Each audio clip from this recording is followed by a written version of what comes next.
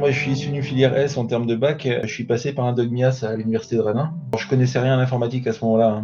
C'est un truc qui m'intéressait, mais j'avais pas d'ordinateur chez moi, donc ça restait juste une hypothèse. Et au lycée, j'aimais bien les maths. Voilà, je me suis dit maths info, ça a l'air pas mal. On a eu quelques approches de développement en MIAS, qui est très légère. C'est genre du Scheme ou des choses comme ça. Mais voilà, ça m'a plu assez rapidement et du coup, j'ai cherché à continuer sur l'informatique. Et puis, j'ai vu que sur Rennes, il y avait une école d'informatique, donc j'avais postulé pour le DIC à l'époque et j'ai été pris. Moi, à la sortie du Dogmias, je voulais faire de l'informatique. Mais en fait, ça s'est fait vraiment au fil de l'eau. Donc, le codage, j'aimais bien ça. Le côté ingénieur, c'était le côté bonus, en fait. C'est-à-dire qu'au départ, j'avais pas forcément en tête de faire une école d'ingénieur. Après, j'ai eu l'opportunité et une école comme l'ESIR, qui reste une école publique. Donc, moi, j'étais boursier. Pas forcément prédestiné à une école d'ingénieur financièrement au départ. Ça laisse quand même une opportunité d'arriver sur des diplômes comme ça, quoi.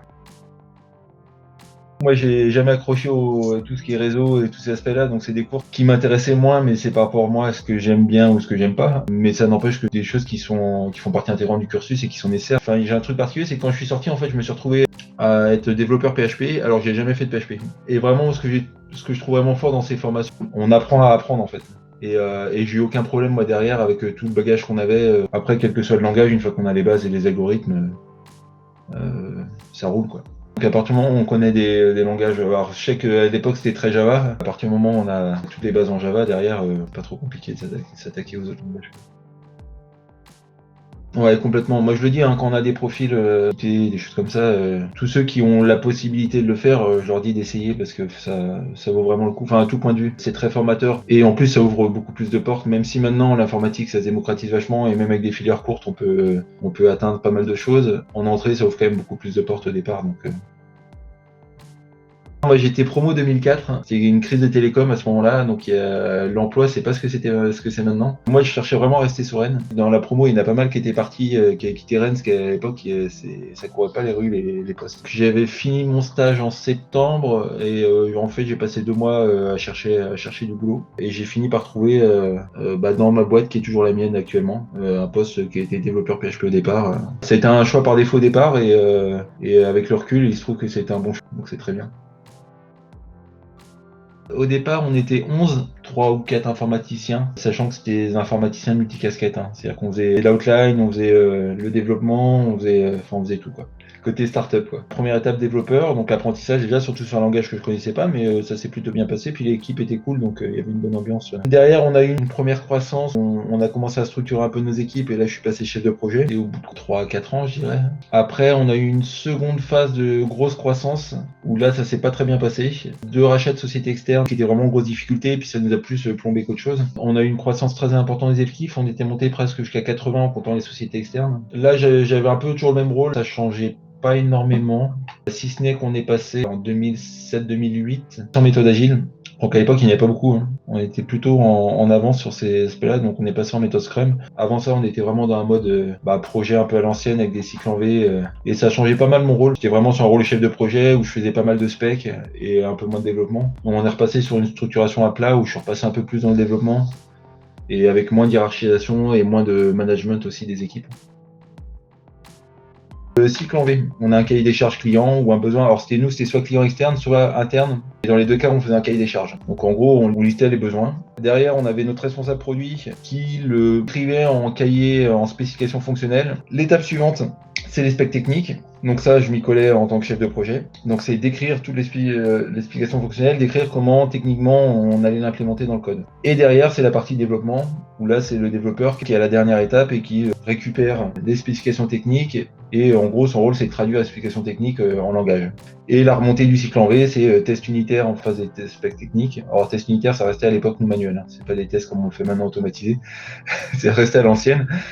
Test fonctionnel, donc le responsable produit qui vérifiait que ça correspondait bien à ses attentes. Et recettage client pour la partie cahier des charges. Et sur la remontée, dès qu'il y a une anomalie, on reprend le V correspondant et on dépilait la boucle. Donc ça, c'était le mode de fonctionnement où la particularité, c'est qu'à chaque étape, il y a vraiment il y a le client sur le début, le responsable produit sur le milieu, le chef de projet sur la partie spec technique, le développeur, et ça remonte pareil avec les mêmes le pendant, et vraiment des silos, quoi. C'est peu de communication, c'est on te fournit un dossier, tu te débrouilles, et puis on se revoit dans 2 mois quand tu as fini ça. C'est vrai que en plus les méthodes agiles, chacun a sa façon de faire. Alors je dis pas on n'est pas puriste nous là-dessus, mais pour moi d'essayer d'appliquer une méthode Scrum dans une société où il y a une hiérarchie à 8 niveaux, c'est pas possible, quoi. Ça peut se faire au niveau d'une équipe, mais il y a quand même un contexte qui favorise ça ou qui le favorise pas. Et nous, dans un contexte comme le nôtre, on est beaucoup plus à plat et ça apporte énormément. Ce qui a fortement changé, c'est que maintenant, en gros, on a un responsable produit qui nous amène le besoin fonctionnel. Et tout ce qui est implémentation, c'est le développeur qui choisit le moyen d'y arriver. Donc en gros, le développeur, avec cette méthode-là, chez nous, alors je précise bien chez nous, parce que c'est pas le cas partout, il a le rôle de faire toute la partie spec technique et implémentation, et pas juste de l'implémentation. Donc il a un rôle qui est beaucoup plus élargi et qui est beaucoup plus gratifiant. On le responsabilise dans les orientations qu'on peut être amené à faire. En plus, chez nous, on les responsabilise aussi beaucoup dans tout ce qui est phase en amont sur la partie fonctionnelle. C'est-à-dire qu'on peut être amené à les impliquer sur des brainstorming ou sur des échanges pour savoir quelle est la façon la plus adaptée fonctionnellement de répondre aux besoins du client.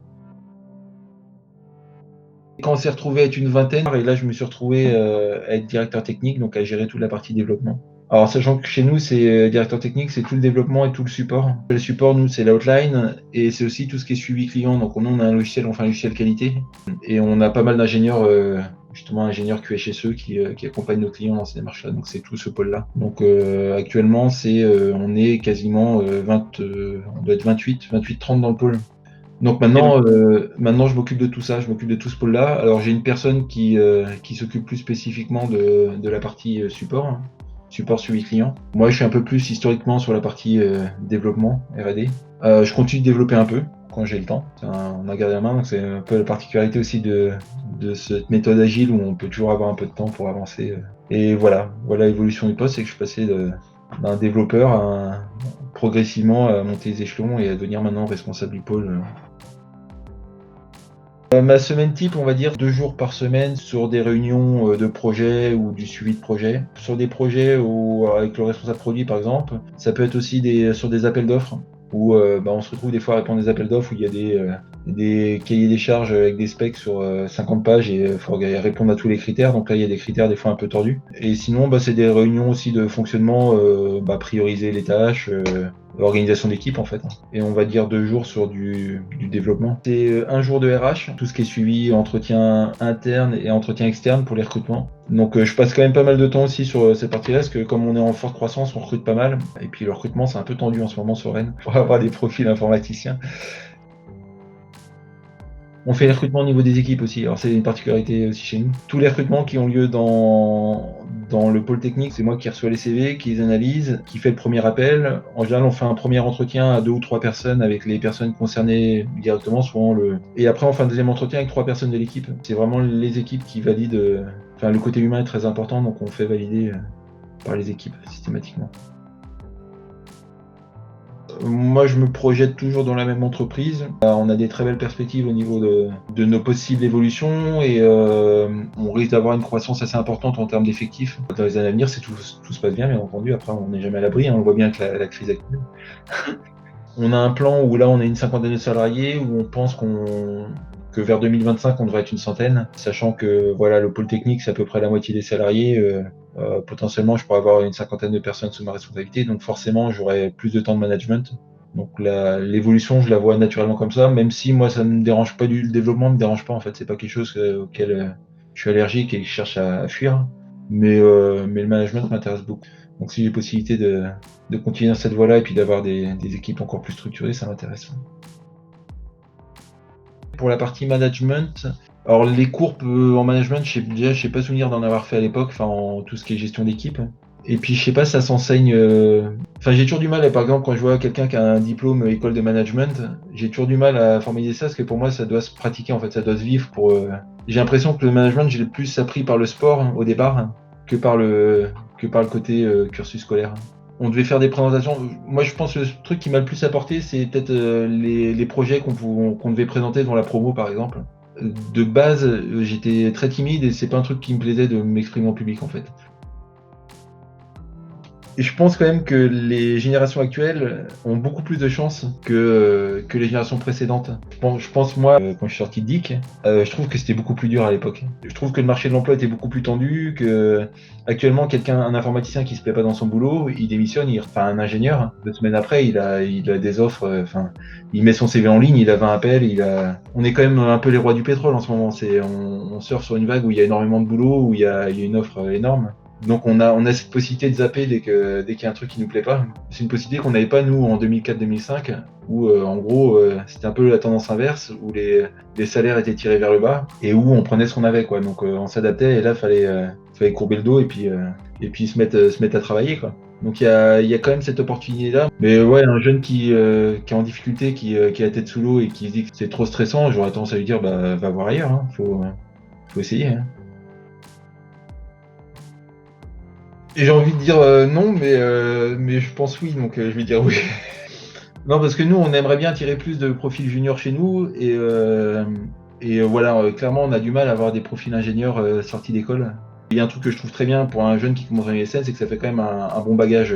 C'est-à-dire que souvent, sur les 2 premières années, on a tendance à parcourir pas mal de projets, à découvrir des nouvelles technos, à découvrir le monde de l'entreprise, et ça forme. Et pour le CV d'un ingénieur, c'est top d'avoir 2 ans, 4 ans dans une ESN. Même si moi je l'ai pas fait. Après, quand je disais j'aimerais bien dire non, c'est parce que justement nous on a du mal, on aimerait bien avoir justement plus de profils juniors et on a du mal à les adresser. Ouais. On les récupère dans un second temps, nous ceux qui ont un peu fait le tour et qui veulent se poser un petit peu. Donc là, on travaille sur l'image de marque de l'entreprise, de la marque employeur. C'est quelque chose qui est dans les cartons chez nous pour les années à venir. Bah, surtout si on est amené à se développer, il faudra qu'on arrive à recruter un peu plus. Ça c'est le premier point. Il y a le point, l'aspect salarial aussi. C'est-à-dire que moi, je cherche à garder une cohérence dans les salaires de l'entreprise et clairement, il y a une inflation énorme, y compris pour les profils juniors, notamment des ESN qui n'hésitent pas à mettre le paquet pour embaucher des ingénieurs juniors, ce qui est tout bénef pour les personnes. On va pas s'en plaindre, c'est bon pour les informaticiens au sens large. Mais voilà, nous, on s'aligne pas sur les mêmes prétentions, donc forcément, un profil junior, sa priorité est plus financière quand on est jeune. Une fois que les gens commencent à avoir 5 ans d'expérience, 5-6 ans d'expérience, les priorités peuvent changer un peu avec le temps aussi. Moi, clairement, j'invite les gens, il faut surtout qu'ils n'hésitent pas à venir. On a pas mal de perspectives. On a un cadre de travail qui est super sympa, une bonne ambiance dans l'équipe. On a un bon logiciel, on le vend à plus de 3000 clients actuellement. Et on a des grosses perspectives de déploiement à l'international, donc on espère avoir des bons projets avec des bons challenges à venir. Donc qui viennent nous voir. Moi, je dis tout le temps au moins qui viennent nous voir en entretien, qui rencontrent les équipes et voilà. Ça permet de voir. Après, ils accrochent ou ils accrochent pas, mais au moins c'est bien révélateur de ce qu'ils pourront avoir chez nous.